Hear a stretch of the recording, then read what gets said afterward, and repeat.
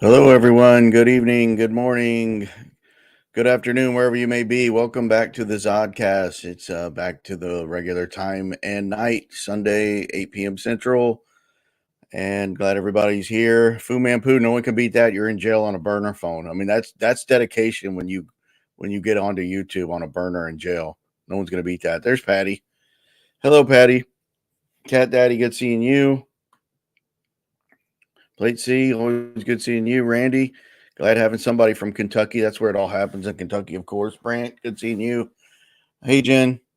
And hopefully Tony comes by. Shout out to Tony Denelli, my good friend. I'm glad you're doing well, Tony.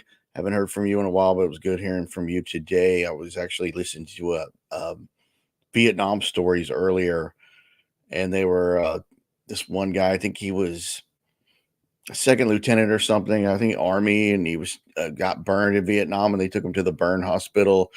And he was just wondering how the Vietnam combat medics could, do what they did and everything like that. And the guy basically said that they had to have a good sense of humor to deal with all the carnage they would see in Vietnam, and that they labeled a lot of the burn victims crispy critters after a cereal that was out at the time called Crispy Critters, and that's what they would call some of the burn victims. Not to like make fun of them, it was just a way of keeping things lighthearted because it was, so horrific the things that the combat medics would see in Vietnam. I'm not sure. We're just going to be all over the place as far as topic wise, but there is one thing that was sent to me that I wanted to bring up from Neil Arnold, my good friend over there in the UK, who's still doing some good Zodiac digging because I've been not doing a whole lot of research lately, and not on Zodiac at least. I've been, got off back on the Yuba County 5 for a while, and then back in the DB Cooper world because Mike Davis is a paratrooper that just did Ryan's show earlier today, talking about DB Cooper and connections to being a paratrooper and stuff, which Mike's doing some great work. Of course, he's a Ted Braden guy. So big shout out to Mike. I'm gonna have Mike on this show really soon and do all things Ted Braden, which will be really fun. Hey Darnell, good seeing you. It's been a while. I'm trying to get back into the Zod mode.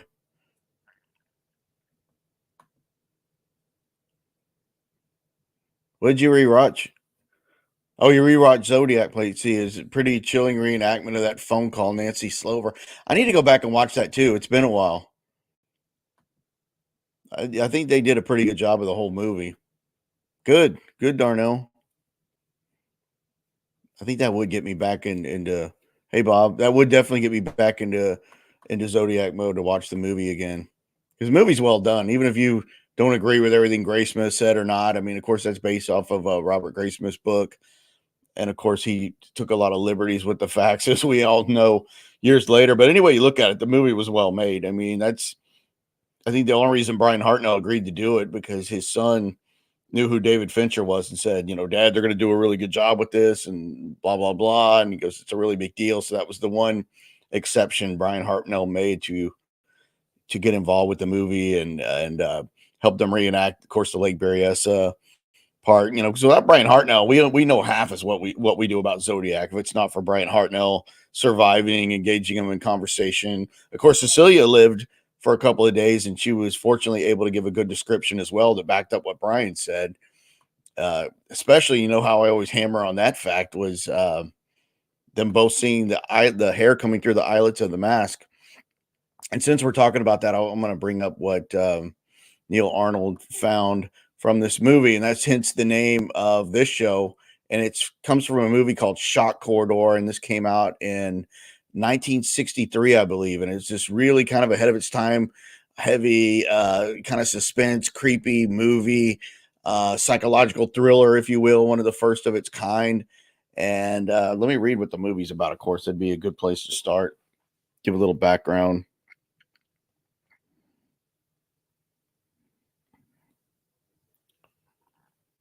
And I think Neil made a really neat little find in this movie. And it's always kind of fun to go back and see what Zodiac may have watched or not. Like, I'm a heavy believer that he watched Museum Piece and got some things from that and some other stuff that we've discussed on here. Of course, the comics, we've been over those a million times, and there's always something new you might find in a comic book. To me, it looks like he was a an avid fan of the comics.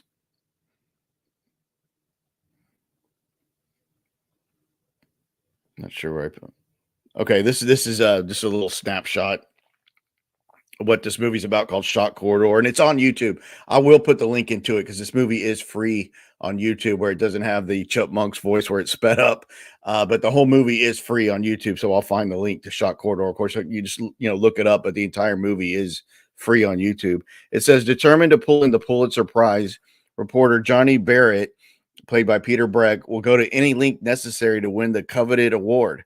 When he learns of an unsolved murder committed at a mental institution, Barrett devises a scheme to solve it and earn himself recognition.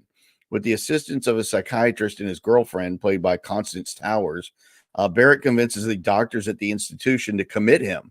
Once inside, he begins his investigation and gradually loses his mind. That's a great, great intro. Hey, Tony. Yeah, napalm. That's what the guy was talking about, the napalm burns. I was going to ask you if do you remember seeing the napalm, Tony, just being there? I mean, just hearing the Vietnam stories about the napalm just blow my mind because just the heat, uh, just the sheer heat of the napalm. Like people would just literally be incinerated from napalm. But yeah, I know you guys like that. I know that the first thing you would do, Tony, is give them morphine. The one story, this guy was saying that the combat medic, like you, ran out of morphine. He couldn't give this second lieutenant any morphine, and the second lieutenant said, "Oh, that's okay. I'm not hurting right now." But the medic knew that as soon as those nerves, it was like so horrific having that whole layer of skin burned off of the guy that it was like the nerve endings weren't even awake yet from what happened. But the medic knew, like, wait, when that kicks in, you're going to be in pain like you've never known in your life. And I think it was hours later or so that pain kicked in from being burned. And I think this was from a mine that they had hit with his some of his guys. It was this traveling in a convoy or something, and they got hit by a self-detonated mine, and a whole layer of skin got burned off. But he said when that pain kicked in, wow, he said it was morphine every day, and that he couldn't go back home until he got off of the morphine. So a guy would go to the PX and get him Jack Daniels. So he would literally drink the Jack Daniels for the pain because you couldn't go back. They wouldn't send you back home until you quit taking the morphine. So, man, I can't imagine that, Tony. That's crazy. But anyway, in the movie Shock Corridor, James Best is in it, of course, better known as Roscoe P. Coltrane. But here is the main character with this guy, and it's supposed to be like a clan type outfit, but because it has deals with some racism stuff in the movie and all that. But you see this very similar to Berryessa, where he's wearing this cross circle similar to Zodiac, and the eyelets are cut out, and it looks like more like a KKK thing than of course Zodiac's was black, according to Brian from Lake Berryessa, but could have been an influence here. It's a great find by Neil. He's got the cross here on the hood, and very menacing, but it's 1963, of course, same year of the Sherry Joe Bates crime, which I don't think is Zodiac, but I think he was definitely aware of Bates. But this could have just been another place where he picked something up and it influenced him. So definitely worth checking out this movie um, on YouTube because it is free. And here's some of the scenes from it. And this guy, literally starts to lose his mind trying to investigate this murder. But that's just, closest thing I've seen in an American movie leading up to Zodiac that had something similar to what was at Berryessa and the hood and the logo. It was yeah, I'm like I keep thinking about napalm now. Napalm is a burning jelly that melts you alive. You've seen it. I can't imagine. I'm just hearing stories about napalm blows my mind. Let me go back to Darnell. I miss Darnell. You wrote something. A few weeks ago, you learned that your name is featured in a documentary about the 2002 horror movie Halloween Resurrection. Cool. I'll have to check that out. I'm a fan of Halloween, Darnell. I know that's your wheelhouse with Mike Myers.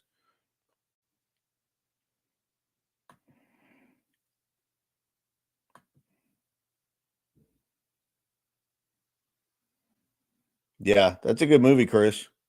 Most dangerous animal of it all. Of all is man. Yes, Duval definitely likes the smell of napalm, burning napalm in the morning.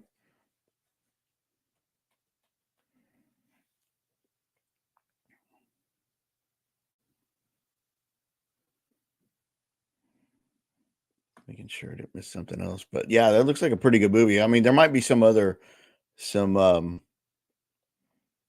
Zodiac references in the movie, like Mask of the Red Death. I think that's more. I saw Mask of the Red Death again, uh, and I'm starting to think that definitely something.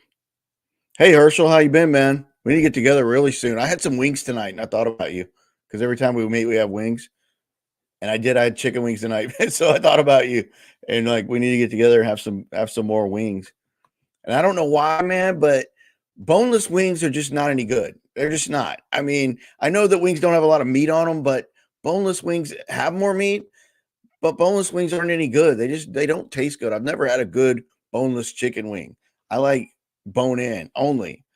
I never understood that. Boneless wings are just I don't know what, they're easier to eat, but I don't know what the point is because they just don't taste as good as bone in wings.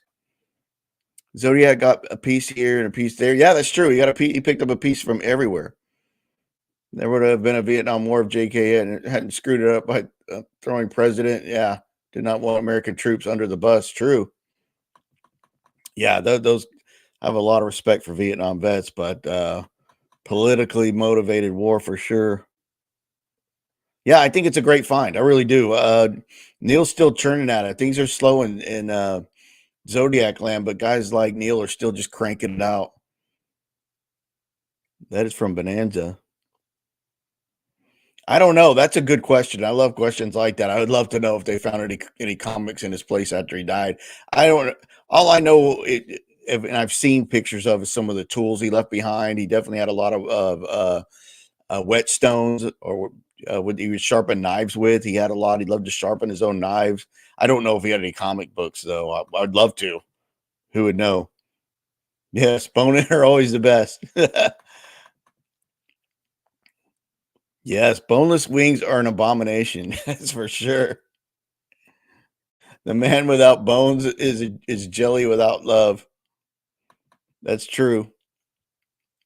I'm not going to disagree. Me and Herschel have some wings in our future. So this is a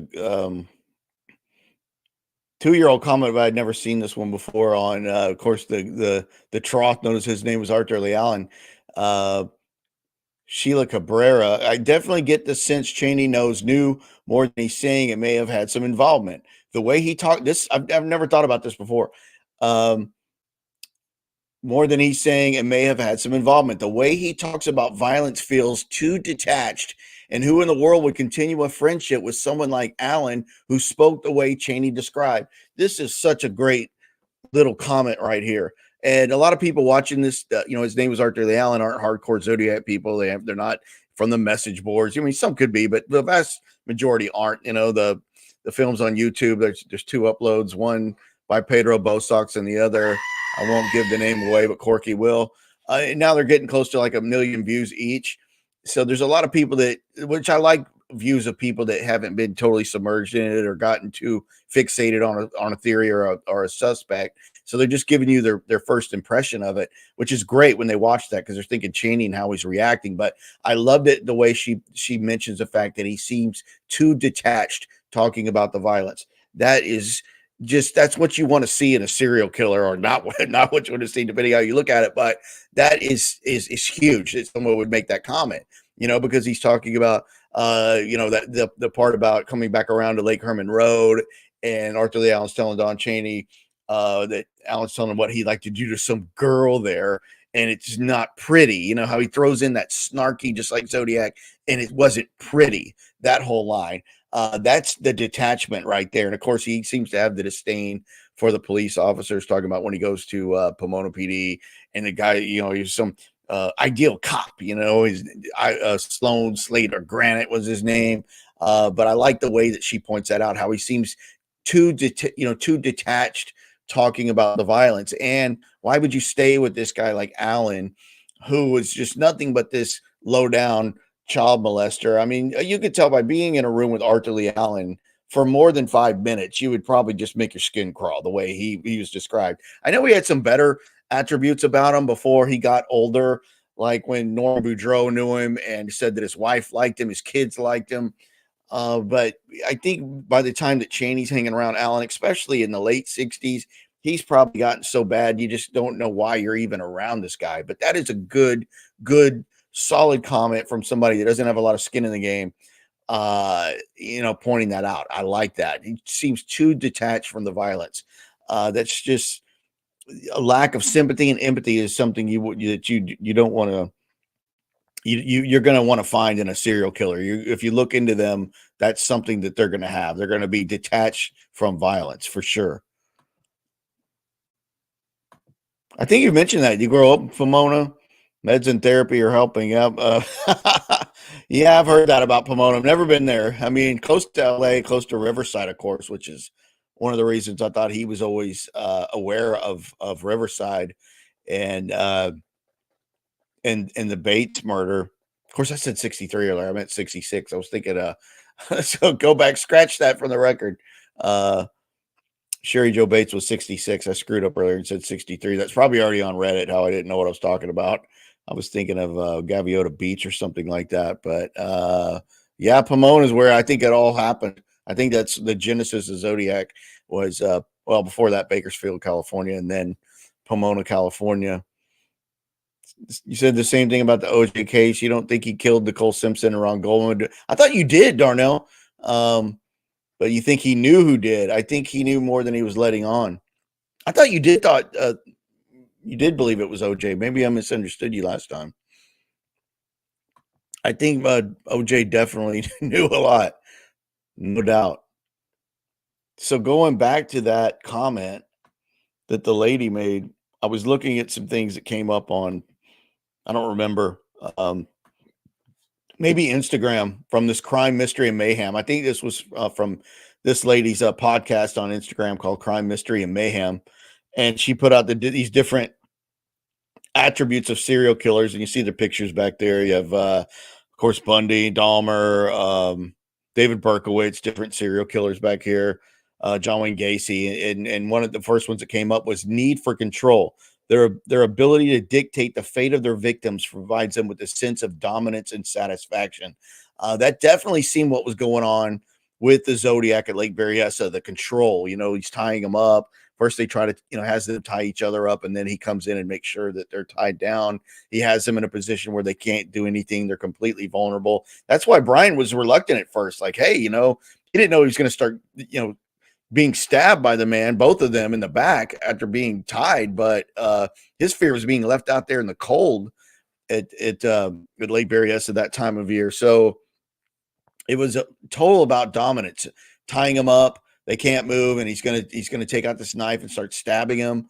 Definitely something you see in the serial killers. And another one is interesting. Of course, you saw this with the Gold State Killer with Joe D'Angelo. It says fascination with law enforcement to understand their pursuers or relive their crimes.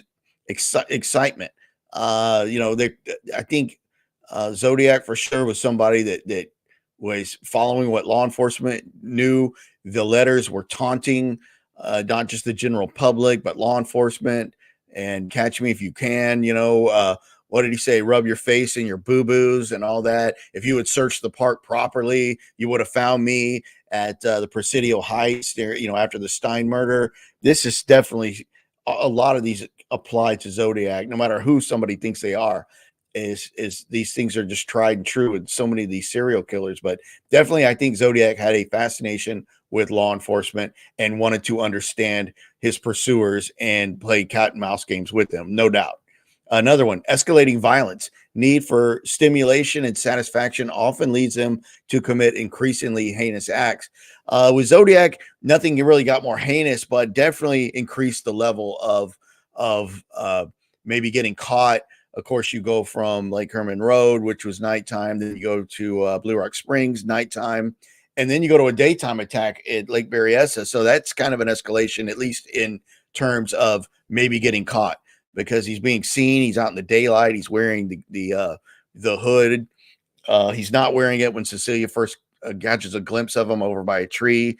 So he goes back behind the tree and he puts on the hood, and then he's briskly walking towards Brian and Cecilia as they are on that little peninsula called Double Oak Ridge out at Lake Berryessa.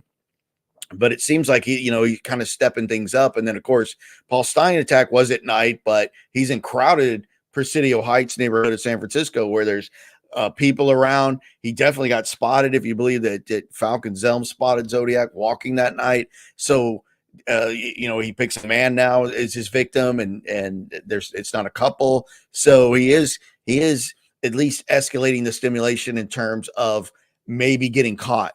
And I think he almost got caught, knew he almost got caught in the Presidio that night with Stein. So he backs it down and maybe doesn't do it again.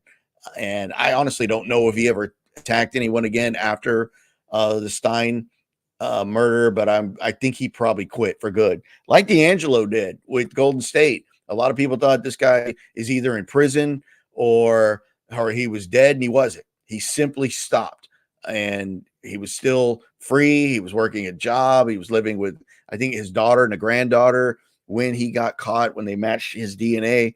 But he would, that kind of put a hole in that whole theory that, these guys can never stop themselves after they reach that level of excitement from killing. Can they just stop? But, in case of D'Angelo, he did. He just stopped until he got caught. Of course, BTK had just stopped until he got caught. Dennis Rader, he gets caught after taking a victory lap and sending in the computer disk that they were able to recover that led to his downfall, but he did just stop. So a lot of those cases we find out now are kind of went against the trend. Narcissism, viewing themselves as superior above societal norms. This can fuel their need for power and control. Well, I'm sure that's the case in Zodiac, and with Cheney, he, definitely just seems like a narcissist. I mean, and if it is him, just imagine the whole video of his name is Arthur Lee Allen, basically bragging that he got away with it, just under the simple guise of, oh, it was my buddy Lee over here that he was the actual killer, but I'm gonna have fun with this whole thing with you under the guise of, Lee did it, but I'm gonna basically tell you how I did it through that, through that lens of protection. So yeah, just narcissism for sure. I mean, that one you just can't get away from. Yeah, yeah, absolutely. PLT was a copycat. That's funny. I find it interesting. Zodiac talked to Slate, and Cheney mentions talking to Slate in the documentary for a different reason, but is another secret clue drop true? And you want to go real deep? It's like, I can't remember who's the first person that pointed. Was it you, Tony? That I think Tony was the first person that pointed out to me that Panzarella was wearing a shirt, and his name was Arthur Lee Allen, identical to Paul Stein's shirt. I think that was Tony that pointed out to me, which could be another clue. I don't know. Maybe Don bought it for Panzarella for the show. Who knows? But yeah, that's true that he mentions Granite Slate, talking about a different one. Yeah, I think that is another subtle drop. You're right. That's a good point. I agree with that for sure. Your money's on ALA. My money's on ALA having something to do with it, but not the mastermind. He just wasn't. I think Arthur Lee Allen was smart, but he wasn't cunning. I think Zodiac was cunning. That's a word that Paul Avery used to describe Zodiac, was cunning. Arthur Lee Allen is not cunning, not even close. Maybe pretty intelligent, but not even. I won't even give Allen a point for cunning. I think Don Cheney was cunning, very cunning. ALA, DC, and SP were all in the authorities' faces about it all. That's for sure. And it was just, I think more so it was Don Cheney hiding behind Panzarella when they came forward to the police. I think he thought that would just give him an added layer of believability because Panzarella was such a successful businessman at the time, running that company, and he knew how to deal with people and executives and money. And it gave Cheney an extra layer of credibility to be behind Sandy Panzarella when they came forward, because Panzarella knew Allen too. So it was just a natural play for Don. And plus Panzarella was his boss at the time. it was actually a smart move on Cheney's part to have Panzarella lead that whole effort in coming forward about Arthur Lee Allen in July of 71. It was just a good idea. SP sold his business to a company that was funded by, what's the VIA? I think he sold to General Dynamics. I know Panzarella's company was Science Dynamics, but I want to say he sold to General Dynamics, but I might be wrong. After a while, I start getting a little slow. CIA. Yeah. VIA. I was like, what's a VIA? Yes. Yeah, that's true. It's what the industrial complex or whatever they call it. Yeah, that's CIA all day long. I agree with you there. Absolutely. The same thing with John Ramsey's company. What Access Graphics was John Ramsey's company. Same thing. And of course, where did he get his funding? He got his initial funding through his father-in-law, John Paw, who never had a lot of money himself, but he was a high-level Freemason back from West Virginia and knew everybody. So John Ramsey's company got off the ground from money raised by his father-in-law. And then they got bought too. Access Graphics got bought out by another big, company like that. There's something not right about Panzarella. Yeah, it's hard to tell, especially in the documentary, because he has Parkinson's and it's affected his speech. So it's Panzarella I think that there was something going on with him, because I had read a post by his daughter that she quickly deleted a while back, and was talking about how insecure he was. And you would not think that Sandy Panzarella would have ever been insecure. As successful as he was nice looking, he was athletic, he had everything going for him that any man could ever want.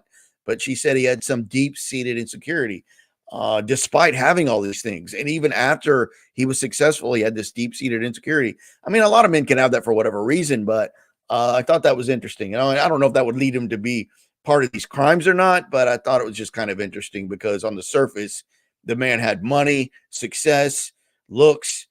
What else did he want? He had it all.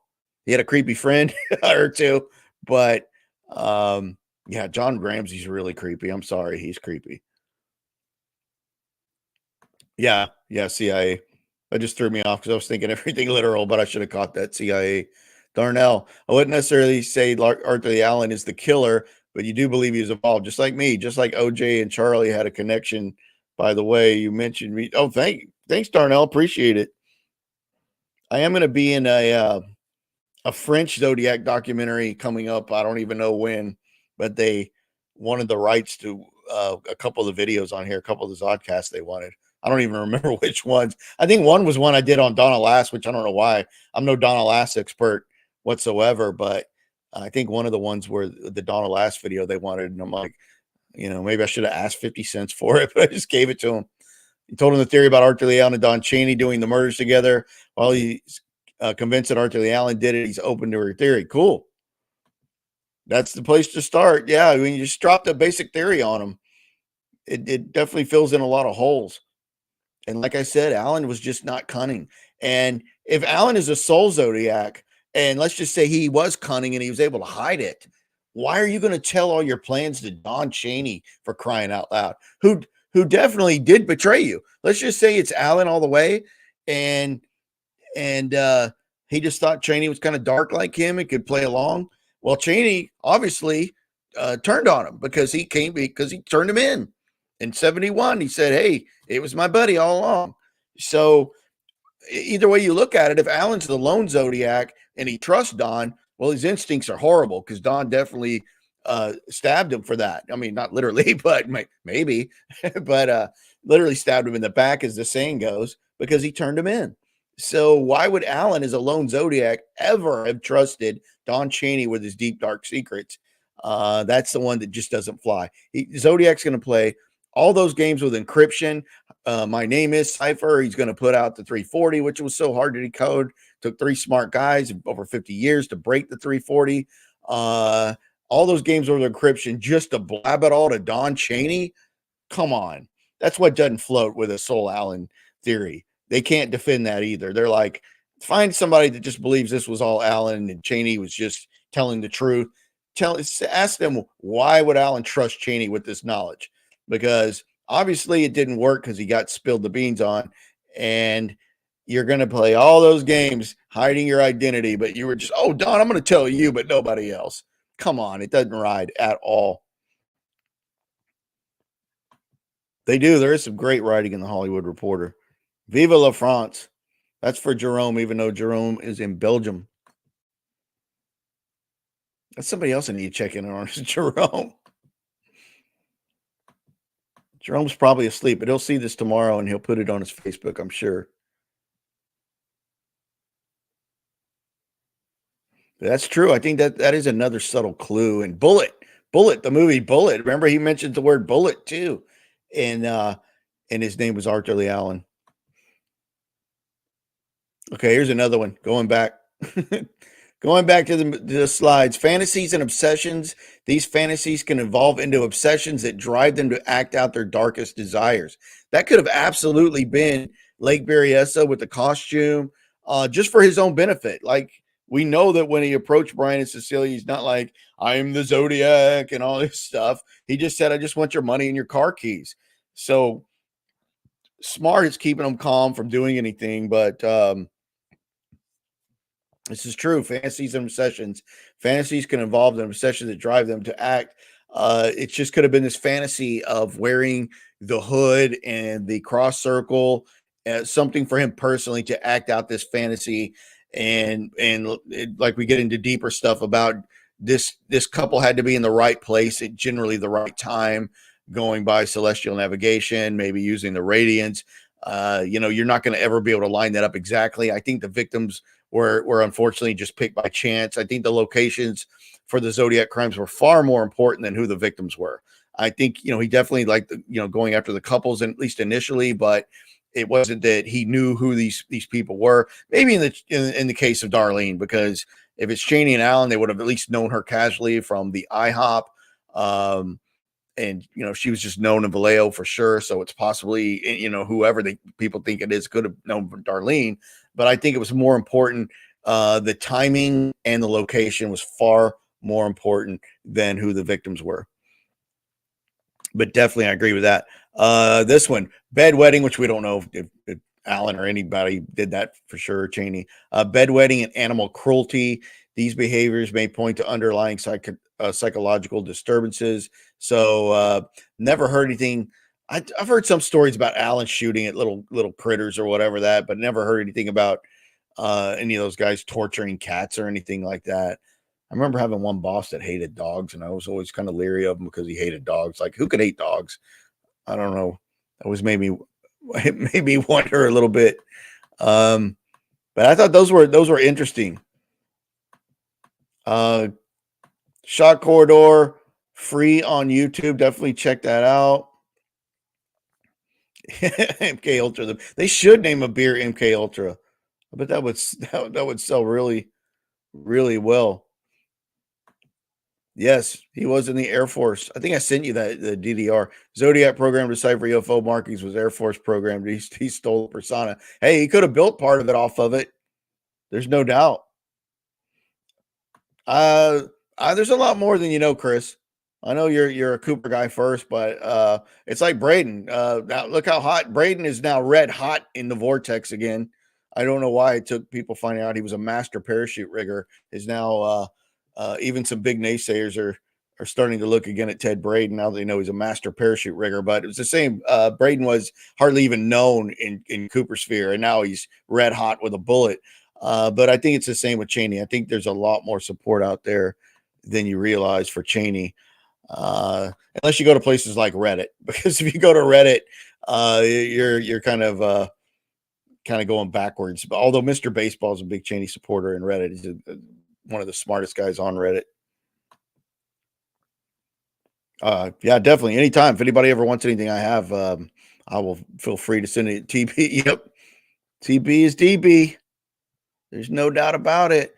Yeah, I think Cheney keeps coming back around. It's like if you have a good suspect like a Ted Braden, Cooper, or Cheney and Zodiac with Allen, it's just going to keep coming back around. And even people that don't like it or want to dismiss it, are like, oh, we like this guy, or we like whatever, they just don't ever last. You have this red hot thing that's new. Uh, like what's his name? Kobek's guy came out and he was red hot and blah blah blah. And not that anything came out to discredit him, but he never went anywhere. They never do. You always kind of come back around to what seems true and what just has a way of holding in there, over the years. I mean, Arthur Lee Allen has not gone away in this case at all. At all. He's still the prime suspect in the Zodiac crimes. And there's not a whole lot of support out there for Allen, especially as a lone Zodiac. There's still some, but yet people are always talking about Allen. Even on any forum you'll go to, Allen's just give it a couple days if they haven't. And they're going to come back around to Allen again. They always do, because there's something going on with Allen you can't get rid of. The level of circumstantial evidence for Allen is so high that you can never completely dismiss it. You can't. And then enter Don Cheney. You have to explain why he waited to come forward. If he already knew about all this stuff, why would he do that? You can go back and analyze Ralph Spinelli, and you either believe Ralph Spinelli or not. Did Allen come in and say he would kill people for him? Stein's murdered. Then he comes back and says, "Do you believe me now?" There's just so much stuff going on with these guys, Spinelli, all of them. There's too much going on over there to just turn a blind eye to and say this has nothing to do with the Zodiac crimes. This stuff was just all cooked up, maybe with Allen first, maybe Cheney and Allen wanted to jerk the cops around, and it's just always there. It's funny how there was never any fear by Cheney that the real killer was going to be found. Kind of, there you go, Darnell, a la O.J. Simpson. He had no fear that the real killer was ever going to show up. That's the way Don was about Zodiac. He didn't seem to be worried that the real killer was going to be found in April 1972, somewhere out in the San Joaquin Valley, and they find the hood in the back car, and he fully confesses. They find one of the weapons that used to, shoot Darlene and Mike Migeau at Blue Rock Springs, and it's an open shut case. And yeah, he just didn't seem to be worried that was going to happen because he knew it wouldn't. So there's no way around that. ALA, yeah, you know what? I think Vallejo PD really believes that Arthur Lee Allen did Blue Rock. He may not have done the others, but 100% confident that ALA did Blue Rock. Vallejo PD would agree with you. They really would. And I never go hard on, Cheney for any crime other than, I think, Berryessa and I think Presidio Heights. Mainly, Fouke's description, barrel-chested, engineer shoes, blah, blah, blah. And Lake Berryessa because the hair coming through the eyelets of the mask, which is the most important clue from Berryessa, is the hair coming through the eyelets, because there's no way that's a wig, in my opinion. That would be absurd to wear a wig under a hood. For a million reasons, that would be absurd. But it was brown hair coming through the eyelets of the mask that they both saw. So it's not just one thinking they saw it. Brian and Cecilia agreed on that. It was in the police reports, brown hair coming through the eyelets. Allen was too bald to even try to grow his hair that way. There's just no way Arthur Lee Allen was the attacker at Lake Berryessa, in my opinion. He was truly left-handed, even though he could use his right hand some, and that was a right-handed attack. So I don't know why he would, if he's going to kill him, why he's going to switch hands just to throw him off for that. But definitely could have been Allen at Blue Rock, absolutely. And I think Vallejo PD believes it.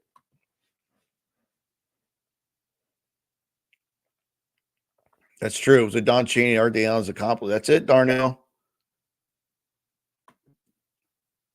Yeah, Vallejo wasn't too fun when I went there, but I'd never been there before, but it definitely seems a place that has not changed much over the years. Cheney had cancer, but died in the fall. Yeah, he did. He had cancer. He froze to death when he fell off his porch in Benton City, Washington, and 2009. Would have planned to drop some info before he died. That's true. I don't think he was planning on it because he fell off his porch, froze to death in the front yard there in Benton City. There may be other accomplices, ALA, DC. It makes sense for a third party to, it's not impossible, and people could think about who it could be.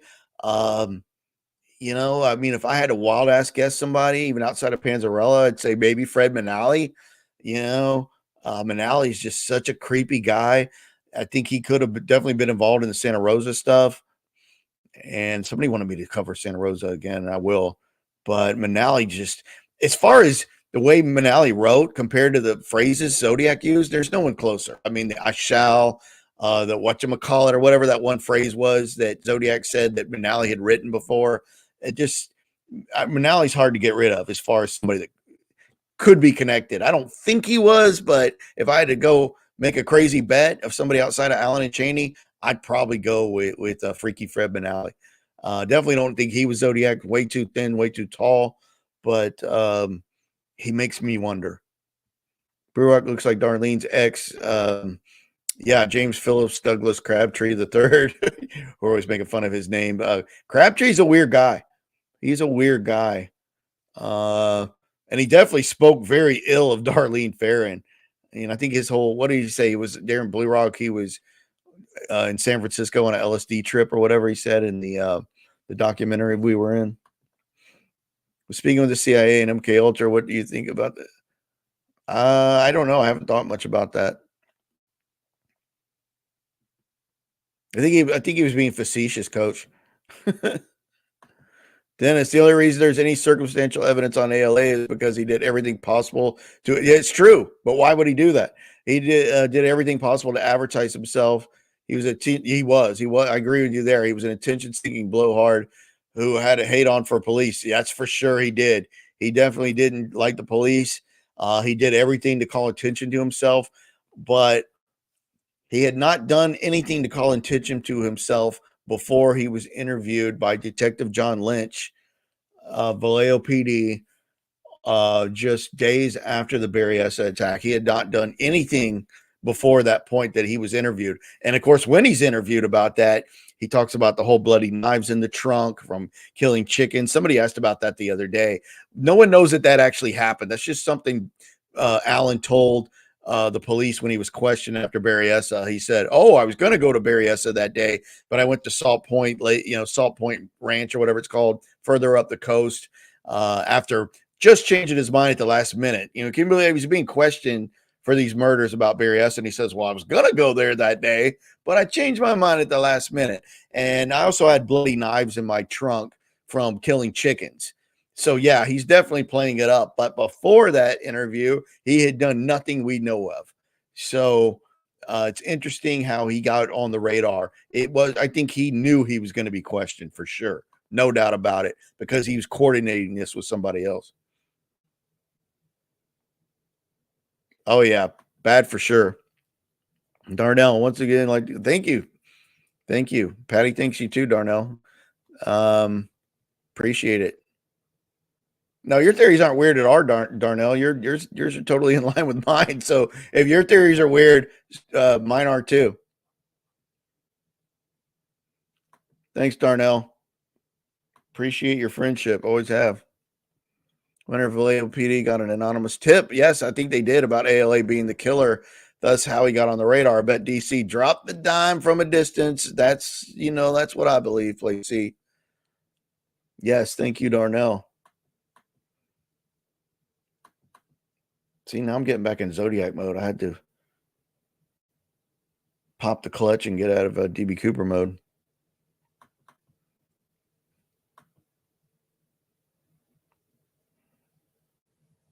I think that's definitely what he did. But yeah, check out Zod Corridor, and thanks to Neil Arnold for sending that out. Neil's always looking for great little clues, CLEWS, like that one, which is great. That is great. Somebody mentioned it before. That's a great little clue with that. And I think Neil also sent something where when they would get some things from the post office, they would use that same cross circle. The man it was, I guess, examined at the post office. When they would get the mail or something like that. I'll have to ask Neil again about that. But that's a nice find with the pullover clan looking thing with the cross circle kind of menacing outfit, and the year's good, 63, which of course predates like Herman Road, and that whole time of being influenced by movies and stuff, starting with the comic books in the late 40s and the 1950s, and then the pulp stuff, and Tim Holt, Red Ryder, and then getting into some of the movies or the Alfred Hitchcock things like Museum Piece and Mask of the Red Death. But I think that this movie is also definitely worth checking out to see if there's any more Zodiac references. But let me see if I'm missing anything. But that's all for now. We'll be back next Sunday. and probably do another show Wednesday night. I'm planning on. I'll get plate C in real quick. I think they use a Zodiac persona in the media to control the direction of the police investigations. Could be. I know you're an MK Ultra big picture guy, and confuse the issue by having the killings in different areas and different agencies. True. It almost seems like that was planned from the beginning, and it of course Trump's the killer. We knew that. We just didn't want to say it. Everybody have a good week. If you haven't already, please consider subscribing and hitting the like button. Corky bids everyone farewell, and hope everyone has a good week.